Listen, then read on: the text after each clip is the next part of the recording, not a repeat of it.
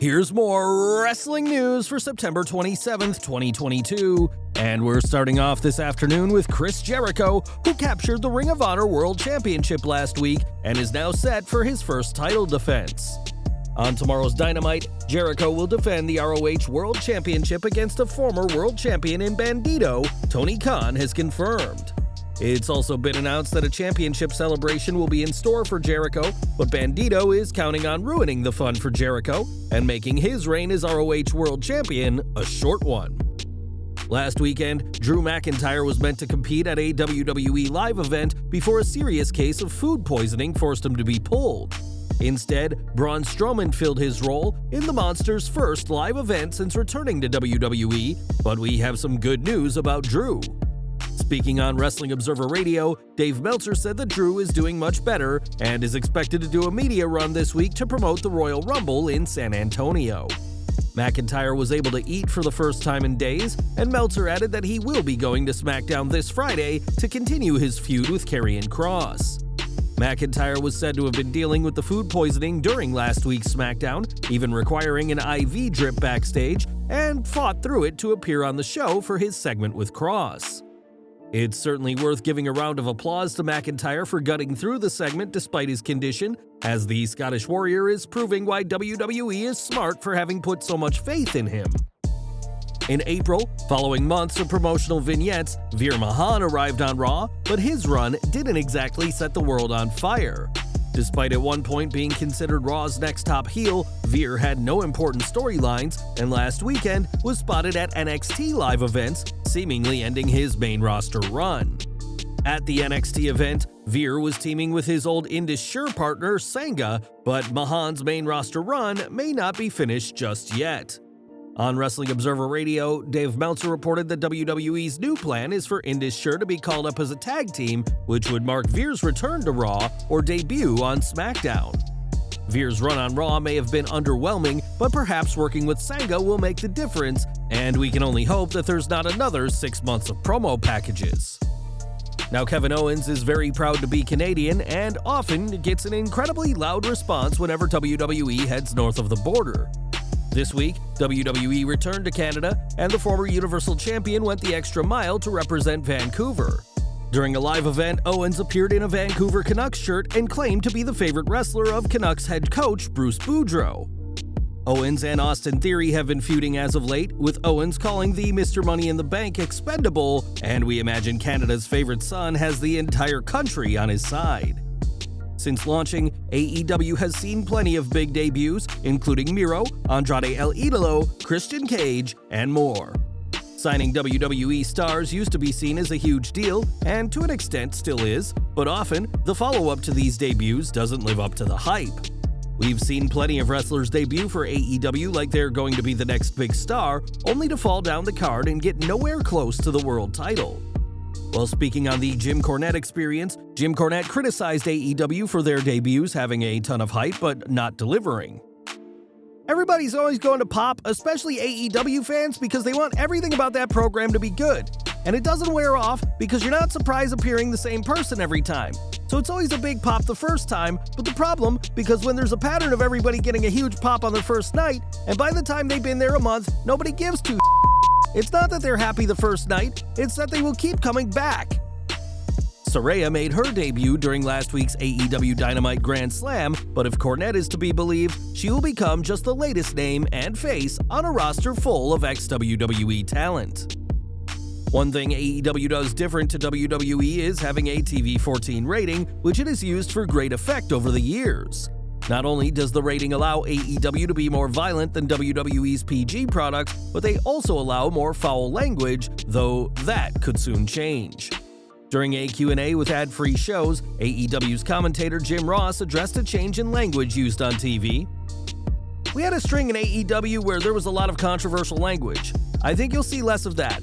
It's unnecessary and shows a lack of creativity if you can't come up with an adjective or adverb that is better than something a little coarse. The times are going to dictate that."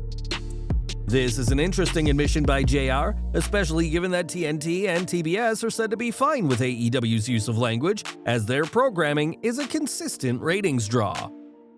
We've got news from Young Rock now, as Luke Hawx isn't just a wrestler, but also plays a role on the show.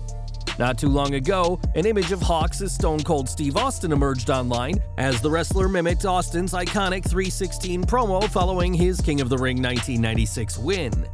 This week, Hawx confirmed his casting on the show, sharing the photo with a comparison to the real Austin promo and a selfie from outside his private trailer.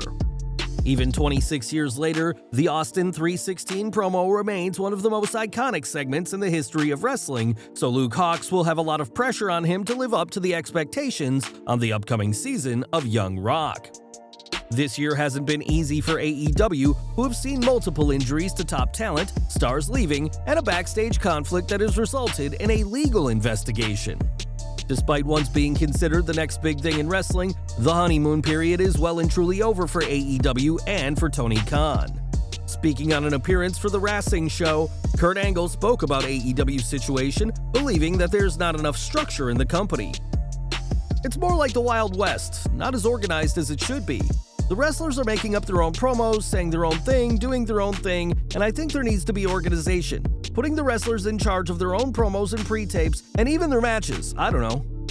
Kurt said that by comparison, the organization and structure in WWE is what makes that company so good, as you can be promised a tight show each time. As a veteran in pro wrestling, Angle does have a lot of solid viewpoints and isn't the only one who believes AEW lacks structure, so Tony Khan may want to listen to what the Olympian has to say.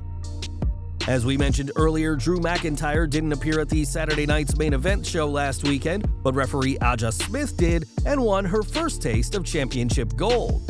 On Twitter, Nikki ASH shared what happened, as after shoving Smith backwards and arguing with referee Sean Bennett, Smith rolled up the superhero to win the 24/7 title.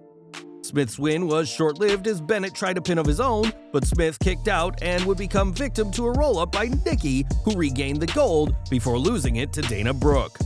Smith's night wouldn't be over yet, though, as she would also officiate the undisputed WWE Universal title main event between Roman Reigns and AJ Styles, her first time calling the action for the biggest prize in WWE. Aja Smith is one of a handful of female referees in WWE and is very proud of that fact, but now the ref has a championship reign to her name. When Keith Lee was called up to WWE's main roster, his push started very strong, immediately being put into a feud and getting wins over Randy Orton. A former NXT and North American champion, Lee had his first shot at the WWE Championship on the first Raw of 2021, but things quickly went downhill from there. Lee would get ill not long after and was pulled from programming and would be released that November. Speaking on the sessions with Renee Paquette, Lee's now tag team partner Swerve Strickland discussed the Limitless One's WWE run, saying, "He is someone who also has just as big a chip on his shoulder as me because he was promised the world, and unfortunately for him, he got sick too. He was like facing death. He was out of commission for a while, you know? So I feel like he has a chip on his shoulder for his career and for personal reasons with his life as well." Now Lee and Strickland are both with AEW, where they recently lost the World Tag Team titles to the Acclaimed. Despite no longer being champion, Lee is doing much better in AEW than he was on WWE's main roster, so the Limitless One may not be without championship gold for long. Now, Trish Stratus is considered one of the all-time greatest women in WWE history and appeared for the company just last month. On the August 22nd Raw from her native Toronto, Stratus teased coming out of retirement before being interrupted by Damage Control, but has something in the works. Taking to Twitter, Trish shared a selfie and says that she is working on a secret project with WWE. Stratus said that this is just day one of her secret project, so it may be quite some time before fans see it, but something is in the works involving the 7-time women's champion. We've got some sad news to report now, as Teddy Long's wife has passed away. Long recently was the source of controversy after his Twitter account was hacked, but he's now dealing with this much more serious situation. On Busted Open Radio, Long explained that his wife Tasha recently passed, but he's keeping on going, as there's nothing else he can do right now. Obviously, the former SmackDown general manager and WWE Hall of Famer has a lot going on right now, and we'd like to extend our condolences to him and his family at this sad time. And we're ending today with Bobby Fish, who made his debut for Impact Wrestling at last week's Victory Road, mere weeks after parting ways with AEW. Impact wasn't exactly Fish's first choice, as he had originally planned on returning to WWE with Adam Cole and Kyle O'Reilly, both of whom said no when he asked them to leave AEW with him. Now Fish is appearing for Impact, but he isn't a permanent member of the roster, according to PW Insider. In their report, it's noted that despite appearing, Fish isn't under contract, but has been filming stuff backstage which will be used in upcoming shows. In these segments, Fish was joined by Joe Hendry, who, like the former NXT Tag Champion, has been making appearances for Impact, but isn't under contract. Fish is scheduled to be at Bound for Glory, as well as the tapings after that, which will be in his hometown, but his future with the company isn't a done deal just yet. Well guys, that's our news for today. Please share your comments below. Also hit the like button, subscribe to our channel, and hit the bell icon to receive all notifications. And as always, thanks for watching.